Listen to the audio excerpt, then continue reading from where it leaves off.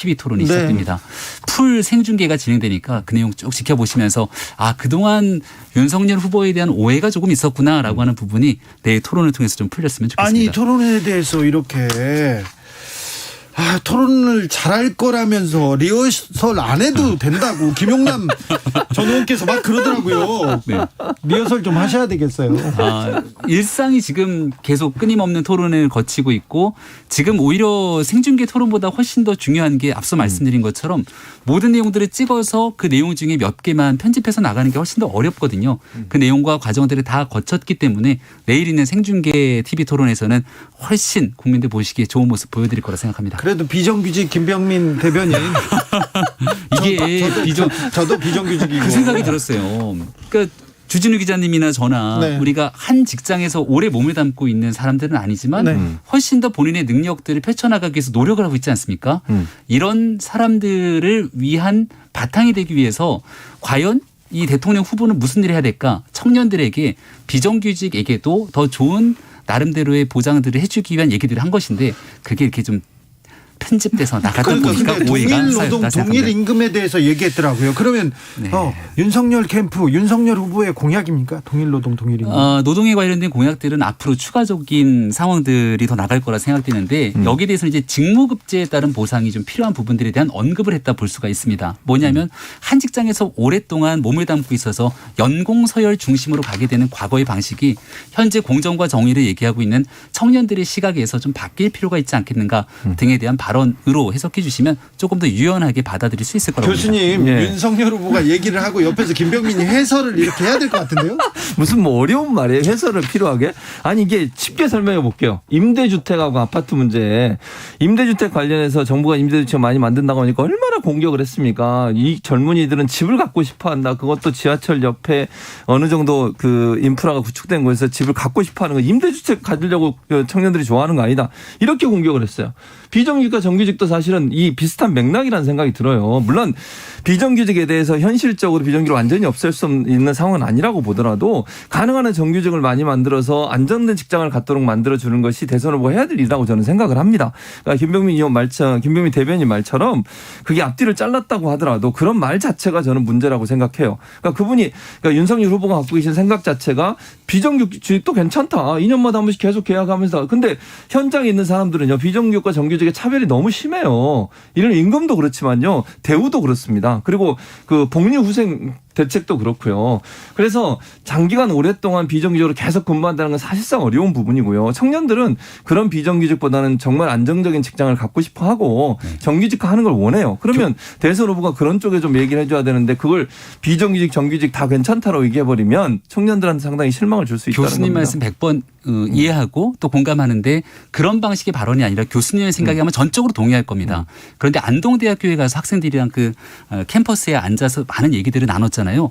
저희도 학교에서 강의를 하다 보면 한 2시간 정도를 혼자 얘기를 쭉 했을 때 내가 전달하고 싶었던 내용들과 그 전체적인 긴 맥락 속에서 발언들이 다소 왜곡돼서 나갈 수가 있지만 이걸 맥락의 차원에서 바라보면 큰 오해가 없거든요. 네. 그런 측면에서 나왔던 발언이라는 점을 다시 한번 강조해서 말씀드립니다. 알겠어요. 김병민 알겠습니다. 네. 4535님께서 김병민 참 윤 후보 캠프에서 참 고생한다. 많이 참 애가 자주 타겠어요.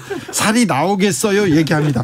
아니죠. 지금 김병민 후보 내 표정이 예. 네, 저희 캠프 잘해져 분위기 있습니다. 굉장히 좋고요. 오늘 첫 번째 컷오프 윤 야. 후보가 몇 등 했습니까? 1등 했습니까? 그런 얘기를 하면 선거법 위반이라고 아, 그래요? 합니다. 우리 마음속에 다들 생각이 공유하고 있을 거라 보는데요. 최진병 교수님 네. 컷오프 누가 1등 난 것 같습니까? 1등을 저도 얘기할 수는 없고요. 그러나 이제 격차는 별로 없었던 것 같다는 생각이 들어요. 그래요? 1, 2위 간에. 어서 지라시를 받으신 거 아니에요? 그래서 일부 얘기를 들어보면 그것도 확인할 수는 없어요. 사실은 뭐 모르는 건데 격차가 예상보다 줄어들었다. 이래서 좀 윤 후보 측에서 긴장을 하는 것 같아요. 뭐 긴장해야 되고요. 사실은. 이건 끝까지 해봐야 되는 싸움인 것이고 홍준표 후보의 어떤 지지율 상승세가 어느 정도 타고 있는 상황이어서 이걸 어떻게 잘 이제 토론회 얘기하셨잖아요. 내일 토론회가 정말 중요하다고 저는 생각해요. 어떻게 대응하냐. 지금 김병민 대변인 말처럼 그렇게 잘 준비돼서 올 거냐. 진짜 우리가 생각했던 것처럼 일일 일망언처럼 이렇게 실망스러운 발언을 또 할 거냐 하는 부분은 윤석열 후보에게 상당히 중요한 계기가 될 거라고 저는 봅니다. 4389님 내일 MB 아바타입니까 이후에 어떤 말이 나올지 기대됩니다. 기대하는 사람들이 많습니다. 근데 내일 토론에 분명히 윤석열 후보한테 공격이 집중될 텐데요. 네. 일단 좀 화를 좀 잘 참으시고 이게 받아치고 이렇게 해야 될 텐데. 이번 추석 연휴에 우리가 듣고 있는 KBS 방송은 아니지만 예능 프로를 찍어서 예능 방송이 나가거든요. 그렇다면서요? 예, 그 예능 방송에 예고편이 나갔는데 사람들이 보면서 벌써부터 기대감이 넘쳐 흐른다는 여론들이 있습니다. 편안하고 친근하고 옆집 동네 형 같은 이미지를 아마 그 예능 방송을 통해서 충분하게 발현될 수 있을 거라고 보는데 먹방 했으면 잘하셨을 거예요. 실제 요리도 하고 네. 예, 아주 요리 표정이 좋아합니다. 매우 해맑은 표정들이 나오는데 네. 아마 내일 토론 과정 속에서도 네. 그런 일들이 있을 거라 보고 그럼 그동안 토론에서 계속 먹는 거예요. 먹방을 찍는가요? 아니 그 네. 예능은 잘 그- 먹방만 예능을 찍는 거예요. 이제. 아니요 그렇지는 않지만 아무튼 예능은 그렇게 나왔을 텐데. 그게 내일 이제 토론에서는 그동안 왜 약간 화난 듯한 인상이었냐라고 하는 비판 때문에 이 얘기 주신 거로 알고 있는데 네. 이게 윤석열 후보 개인에 대한 얘기가 아니었습니다.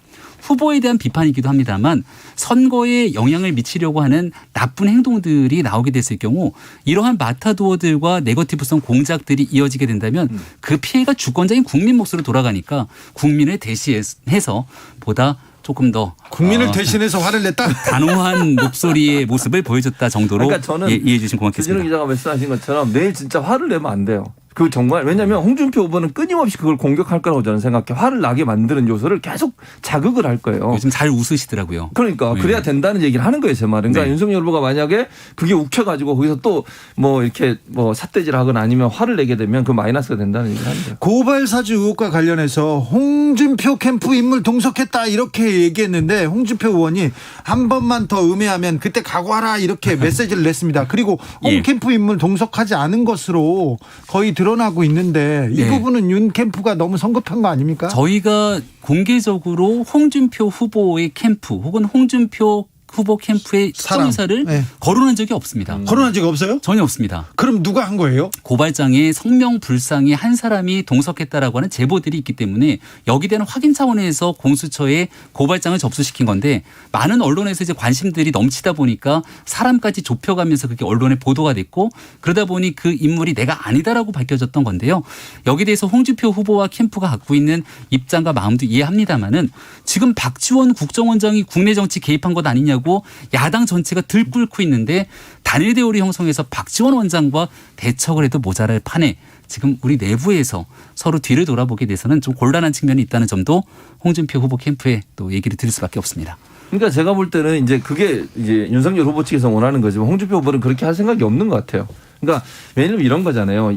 예전에 이재명, 이낙연 두 분이 막 네거티브하고 싸우실 때 보면 그런 현상이 또 나타날 수밖에 없어요. 왜냐하면 일일 간의 격차가 지금 점점 줄어들고 있는 상황에서 홍준표 후보 입장에서는 윤석열 후보를 공격해서 그 지지율을 끌어와야 되는 상황이거든요. 그러니까 윤석열 후보 입장에서는 지키는 위치니까 세게 나갈 수는 없고 안정적인 모습을 보이지 않는데 홍준표 후보 입장에서 사실은 추격하는 입장에서는 가능한 공격을 많이 해서 약점을 보이게 만들고 욱하는 모습 보이게 만들어서 표를 끌어오려는 의도를 갖고 있기 때문에 지금 이제 김병민 대변인 얘기했던 그런 태도를 취할 가능성이 낮아요. 그래서 대응이 중요하다는 얘기를 그래도 윤석열 후보도 뭐 말하는 거로는 뭐 밀리지 않을 것이다 이런 분들 이렇게 기대하는 분들 많습니다. 자, 윤 후보가 가장 자신 있어 하는 분야가 어떤 부분입니까? 가장 본인이 제일 좋아하는 건 국민들의 삶, 민생과 관련된 내용 속에서 대통령이 되고 어떻게 국민들의 어려움을 해결해 줄 수 있을 것인가 이 얘기를 아마 많이 하고 싶을 거고 준비를 했을 겁니다. 그런데 그분이요? 아니 그럼요.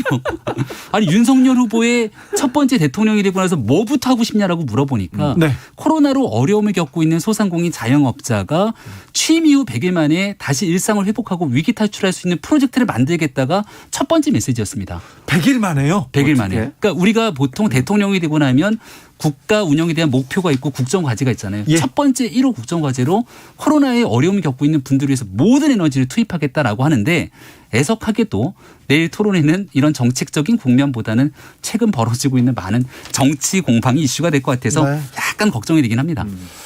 네. 어떻게 보시는지. 그러니까 지금 얘기했던 거예요. 걱정되는 게 그대로 현실화 될 거라니까 제 말은. 그러니까 김병민 대변인이 걱정하는 그 부분이 홍준표 후보 입장에서는 공격 포인트가 될 수밖에 없어요. 그래서 그걸 어떻게 대응하냐가 제일 중요하다는 얘기를 하는 거죠.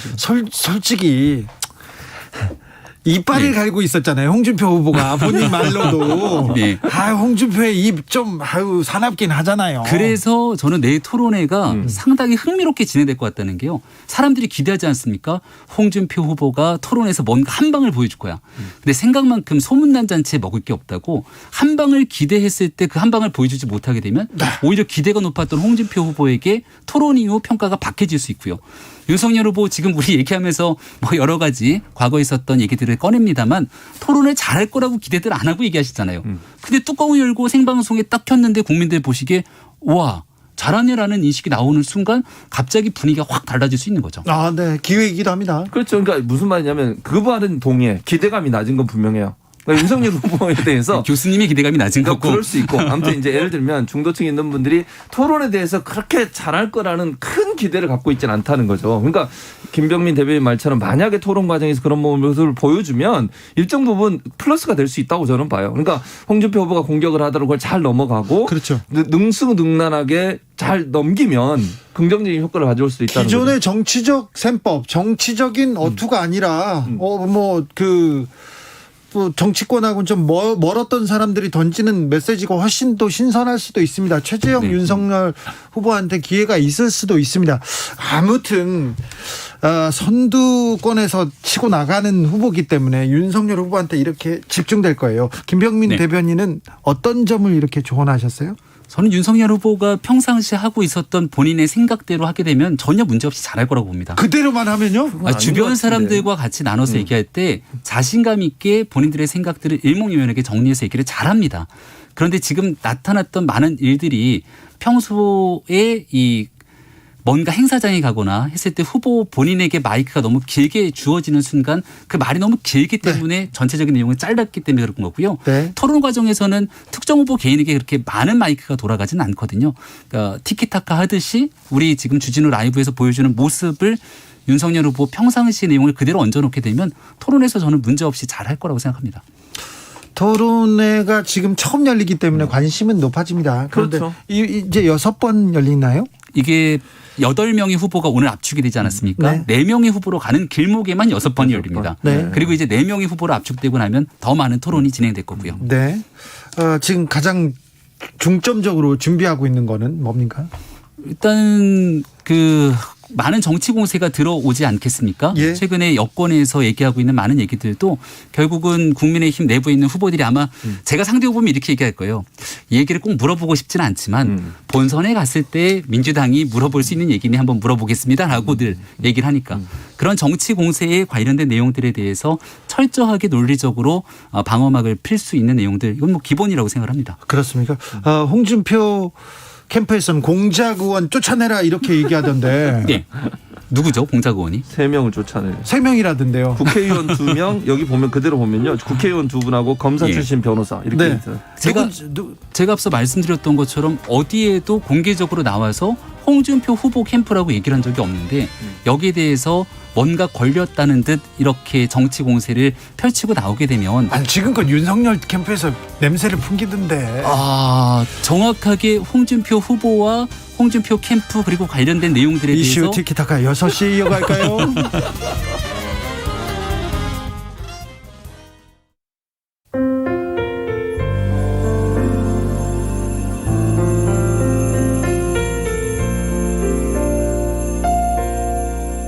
KBS 라디오 연중기획 희망충전 대한민국 447번째 이야기. 안녕하세요. 아나운서 이현주입니다. 초등학교 3학년인 용준이는 빨리 어른이 돼서 아픈 가족들을 지켜주고 싶습니다.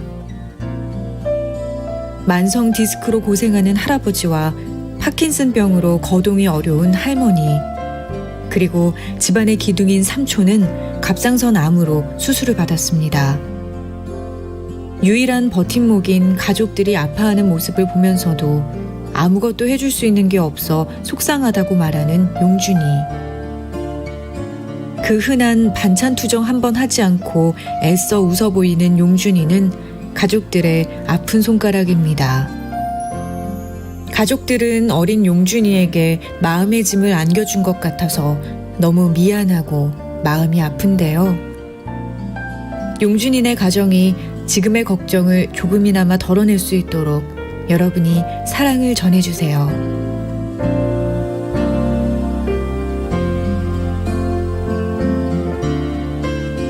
여러분의 따뜻한 손길이 희망의 빛이 됩니다.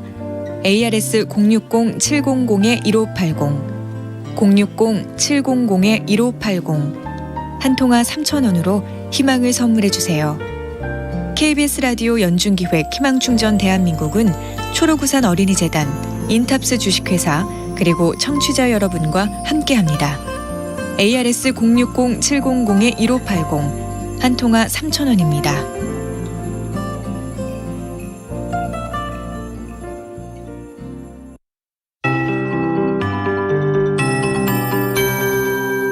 KBS 58분 날씨. 태풍 찬투는 서귀포 남서쪽 약 320km 부근 해상에서 시속 4km로 북진하고 있습니다. 내일과 모레 사이 제주도와 남부지방은 태풍의 영향을 받겠습니다. 모레 오후까지 제주에는 많은 비가 내리겠고요. 내일 오전에 전남과 경남, 오후에는 전북과 경북, 밤에 충청으로 확대됐습니다. 모레는 전국 대부분 지방으로 비가 확대될 것으로 전망됩니다. 제주도는 모레까지 100에서 300mm, 제주 산지 많은 곳은 400mm 이상의 비가 더 오겠습니다. 어제까지 이미 100에서 300, 산지의 경우는 500mm 이상의 매우 많은 비가 내린 상태입니다. 앞으로 추가적으로 이렇게 많은 비가 더 내리니까 비 피해 없도록 대비하셔야겠고요. 내일 오후부터는 시간당 50에서 80mm 이상으로 빗줄기가 매우 강해지겠습니다. 태풍이 북상함에 따라 오늘부터 모레 사이 제주도는 최대 초속 35에서 40m로 바람이 매우 강하겠고요. 남해안과 영남 동해안도 최대 초속 30m 이상, 그 밖의 남부지방 초속 20m 이상으로 불겠습니다. 시설물 피해도 없도록 주의하셔야겠습니다. 전라동부와 경남권 해안에는 최고 100mm 안팎의 비가 쏟아지겠고요. 충청과 남부지방 10에서 60mm가량 오겠습니다. 내일 서울의 아침 기온 17도, 낮 최고 기온 29도 등으로 예상되고 중서부는 대체로 맑겠습니다. 지금 서울의 기온은 26.9도입니다. 강혜종입니다.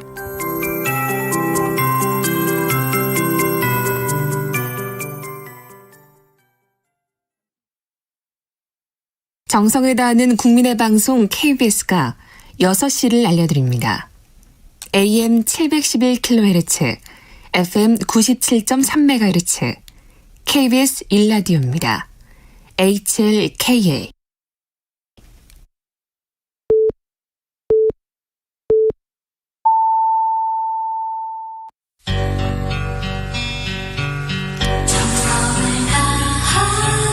정성을 다하는 국민의 방송 KBS 주진우 라이브. 그냥 그렇다고요. 주진우 라이브 함께하고 계십니다. 지역에 따라 2부에 합류하신 분들 계시죠? 아이고, 1부가 재밌었는데 어서 오십시오. 얼른 자리 잡으시고요. 7시까지 함께해 주십시오. 혹시 1부가 궁금하다 하시는 분들은 유튜브에서 주진우 라이브 검색하시면 됩니다. 라디오 정보센터 다녀오겠습니다. 정한나 씨. 홍남기 부총리 겸 기획재정부 장관은 다주택자 양도소득세를 완화할 계획은 전혀 없다고 밝혔습니다. 우리나라가 독자 개발한 잠수함 발사 탄도미사일의 잠수함 발사 시험이 처음으로 성공했습니다. SLBM의 잠수함 발사 시험 성공은 세계 7번째입니다. 국민대가 윤석열 전 검찰총장에 보인 김건희 씨의 논문 연구 부정 의혹에 대해 검증 시효가 지나 조사할 수 없다는 결론을 내놨으나 과거 검증 시효가 지난 다른 논문에 대해선 조사했던 것으로 드러났습니다. 고위공직자범죄수사처가 고발사주 의혹의 핵심 피의자인 손준성 전 대검찰청 수사정보정책관의 소환 시점을 놓고 고심하고 있는 것으로 알려졌습니다. 윤석열 전 검찰총장 재직 당시 검찰이 범여권 인사의 고발을 사주했다는 의혹과 관련 대검찰청 감찰부가 보름째 진상조사를 이어가고 있습니다. 불법 집회를 주도한 혐의로 구속된 양경수 전국민주노동조합 총연맹 위원장이 구속 여부를 다시 판단해달라고 법원에 요청했으나 받아들여지지 않았습니다. 지금까지 정보센터 뉴스였습니다. 이슈 티키타카 최진봉 김병민 두 분과 함께하고 계십니다. 김성진님께서 병민 씨 안타깝네요. 애쓰십니다. 이렇게 얘기합니다. 김병민을 응원하는 분들이 굉장히 많습니다. 1457님께서 윤 후보는 매일 좀 꿈꾸는데 김병민 대변인 항상 해목이 좋은 것 같아요. 얘기합니다. 3696님 윤 후보님 심신단련 먼저 하시는 편이 화는 집에 두고 오세요. 보는 국민 살원판 걷는 느낌 드는 후보 부담스럽습니다. 얘기합니다. 자, 윤 후보에 대한 좀 지지도 많은데 좀 다른 얘기로 좀 넘어가 볼게요. 너무 윤석열 하죠, 요새 정치에서. 그만큼 관심이 많으니까. 관심이 많은데 예. 홍준표 후보가 부드러워 보여요. 윤석열 후보에 비해서. 네. 이게 이런 또 그림도 좀 드물죠. 그렇죠. 그러니까 홍준표 후보도 전략을 바꾼 거잖아요. 지난번 대선에서 보니 그렇게 한 것이 실수였고 그렇게 하면서 막 소위 이제 걸러지지 않은 발언을 하면서 발언이 논란이 돼가지고 사실은 상당히 많은 부분 부정적 영향을 받은 거잖아요. 그러다 보니까 홍 후보 입장에서는 전략을 좀 바꾼 것 같아요. 부드럽게 가고 친화적으로 대중 친화적으로 가겠다. 그럼 본인도 여러 번 얘기했어요. 이제는 바꿀 거다 전략을. 네. 근데 이제 문제는 그런 모습이 지금 윤 후보에게 약간 조금씩 보인다는 거죠. 그걸 바꿔야 된다는 거예요. 아주 정확한 지적이신데 이재명 지사 하면 떠오르는 게 사이다잖아요. 근데 첫 번째 민주당 토론회에서 이재명 후보가 막 앞서가니까 온갖 네거티브 공세가 쏟아졌는데 대응을 잘 안 하고 있었어요. 그러니까 김 빠진 사이다라 그러면서 지지율이 막 떨어지는 모습이 나타나고 여기서 결국은 강경 대응을 할 수밖에 없어서 바지라도 벗으란 말입니까? 이게 나와서 좀 문제가 생겼는데 지금 윤석열 후보는 계속 잔매가 쏟아지고 있을 때 대응을 안 하게 될 수는 없기 때문에 나섰던 내용들이지 이 바지라도 벗을까요 정도까지 간 건 아니다라는 점도 다시 한번 강조해 말씀드립니다. 최재형 캠프는 캠프를 해산했습니다. 요거는 어떻게 보세요? 시기적으로 전 적절했다고 보는데요. 매우 적절했다. 네. 왜냐하면 최재형 후보가 불과 7월 달까지만 하더라도 윤석열 후보와 함께 새로운 잠룡으로 불리면서 많은 언론의 주목도를 끌었는데 사실 홍준표 후보가 지금 급상승하게 됐던 가장 결정적인 원인은 최재형 후보에게 있다고 생각합니다. 최재형 후보의 지지율이 그대로 옮겨갔거든요. 그대로 갔죠. 그대로 옮겨가고 난 다음 젊은 층의 지지가 붙기 시작하고 또 일부 사람들은 역선택도 있다 이렇게 주장하시는 분들도 계시던데 최재형 후보 입장에서는 저거 다 내가 가져가야 되는 건데라고 생각했을 때 어디서부터 잘못됐는가를 고민했을 것이고 혼자 본인이 국민께 보여줄 수 있는 초심으로 돌아가겠다는 행동을 한 거라 저는 아주 매우 적절한 전략적 선택이라고 봅니다. 홍준표 의원은 저 이용돈 PD 영입했다가 보류했는데 여기는 이건 또 무슨 내용입니까? 그러니까 아무래도 이제 홍준표 후보 입장에서는 영입하고 나서 이게 제대로 작동을 할 거냐 하는 문제에 대한 고민이 있었던 것 같고 이제 아까 얘기했던 부분을 좀 연관해서 얘기를 하면 김병민 대변인 얘기했던 것처럼 홍준표 후보가 가져간 그 지지율 중에 최재형 후보가 갖고 있는 지지율도 가져갔지만 일정은 윤 후보가 갖고 있는 지지율도 가져갔다고 저는 봐요. 그러니까 그게 같이 있다고 보고 또 하나는 최재형 후보 같은 경우에 결정적으로 지지율이 안 나왔던 이유가 뭐겠습니까? 준비되지 않은 모습 때문에 그렇다고 저는 보거든요. 네. 그러니까 기대감은 많았는데 기자회견 할 때 대답 잘 못하고 그건 나중에 얘기하겠다 그러고 질문에 대해서 답변을 제대로 못하면서 국민적 실망감이 커진 거거든요. 기대만큼 못했던 부분인데 문제는 윤석열 후보도 거의 지금은 윤석열 후보가 지지율이 높지만 만약에 이 토론 과정에서 그런 준비되지 않은 모습을 보이거나 답변이 제대로 안 되거나 아니면 깊이 있는 어떤 준비된 후보라는 모습이 보이지 않게 되면 그게 마이너스가 돼서 최재형 효과처럼 그런 일이 벌어질 수도 있다는 점은 이제 윤석열 캠프에서 좀 심각하게 고민할 부분이라는 생각이 들어요. 그렇습니까? 또 윤석열 캠프가 다시 돌고 돌아 손발 노동은 아프리카에서만 하는 겁니까? 또 아프리카까지 갔는데요. 뭐 인도, 아프리카 얘기가 나왔습니다만은 이것도 이제 과거에 있었던 사례 언급들을 들면서 이 노동시장에 대한 문제들을 어떻게 변화시켜 나갈지에 대한 하나의 예로 들었던 건데 마찬가지로 전체 맥락에서 바라보면 네. 그렇게까지 비난받은 내용은 아니었다는 점을 꼭 좀 말씀드리고 싶습니다. 전체 맥락에서 봐달라고 얘기하고 있습니다. 내일 이제 8명이 추려졌지 않습니까? 8명 예상하던 대로 지금 국민의힘 8강은 가려진 것 같습니까? 지금 현재는 그래요. 의외 인물도 있잖아요. 왜 누구요? 안상수 후보. 그럼 안상수 후보는 허경영 후보와 전략적 제휴가 지금 통했다고 봐야 됩니까? 그러니까요. 그리고 지난번에 우리 비전 발표했을 때 소품을 들고 나오셨어요. 네. 쓰레기 빗자루랑 쓰레바지를 갖고 와서 막 긁어내더라고요. 네, 다 쓰레기 다 걷어내겠다고 이런 퍼포먼스에 능한 분이고 또 옷도 굉장히 패션이 화려합니다. 안상수 후보의 패션에 대해서는 누가 좀 기사를 좀 써주세요. 양복 색깔에 은갈치색에서 연회색, 와 연두색 여의도 국회 앞에 가서 안상수를 찾아라 하면 한눈에 확 띌 수 있습니다. 그래요? 어느 식당에 가든지 간에. 그렇죠. 아우, 대단하신 그래서 패션 이번 강하게요. 국민의힘 대통령 경선에서 하나의 볼재미를 더해주는 게 안상수 후보가 될 거라고 생각합니다. 황교안 후보는 어떻습니까? 그러니까 황교안 후보도 사실은 그러니까 이 기본적으로 제가 볼 때는 소위 이제 예전에 태극기 집회에 나오시는 분들은 이제 아주 우적인 성향 갖고 있는 이런 분들은 지지가 어느 정도 있는 것 같아요. 그러니까 기본적으로 그분들 종교적으로 이제 이런 부분들이 일정 부분 있다 보니까 이제 어느 정도 통과가 된 것 같은데 이제 저는 8명 추려지는 것은 크게 의미가 없다고 봐요. 왜냐하면 어느 정도 다 예상이 됐었고 그게 크게 큰 변동은 없다고 보니까 중요한 게 4명으로 줄어드는 부분 그 부분이 이제 관심이 가는 부분이고 홍준표 후보가 이번에 발표는 안 됐지만 어느 정도까지 따라 붙고 어느 정도까지 격차를 내느냐 이게 가장 중요하다고 봅니다. 저는 근데 아무튼 황교안 후보가 이렇게 주목을 못 받는 거에 대해서는 좀 속상한 측면이 있습니다. 자, 민주당 경선 과정은 어떻게 보셨어요? 어제 또 이낙연 후보와 추미애 후보가 좀 격돌했습니다. 진실 고백을 추미애 장관이 하셨던데. 그 뜨거운 손준성 검사에 관한 얘기를 두고 이낙연 대표를 향해서 서로 얘기가 오가면서 추미애 후보가 과거 장관 시절에 있었던 얘기를 한 것 아니겠습니까? 청와대에서 그리고 당에서 이 손준성 후보에 대한 엄호가 있었다라고 얘기를 해서 오늘 하루 종일 난리가 났습니다. 지금 갑자기 김병민 대변인 눈이 반짝반짝해졌어요. 아까까지 어두운 구석이었는데. 네, 그러니까 그동안 고발사주 논란을 얘기했는데 고발사주라는 건 검찰이 야당이 시켜갖고 뭘 하라고 한 건데 네. 그 시작됐다는 검찰의 인사가 청와대와 집권당이 엄호를 받았던 인사라면 이거 우리가 처음부터 어떻게 해석해야 되는 거냐에 고민이 생기거든요. 추미애 장관이 윤석열 후보의 대통령 선거를 위해서 결정적인 역할을 해주셨는데 마지막 어시스트까지 또 해주는 게 아닌가 싶습니다. 그러니까 저한테 얘기하라는 거죠. 저는 두 분 다 그런 얘기 괜히 해가지고 왜 이렇게 하시는지 모르겠어요, 솔직히.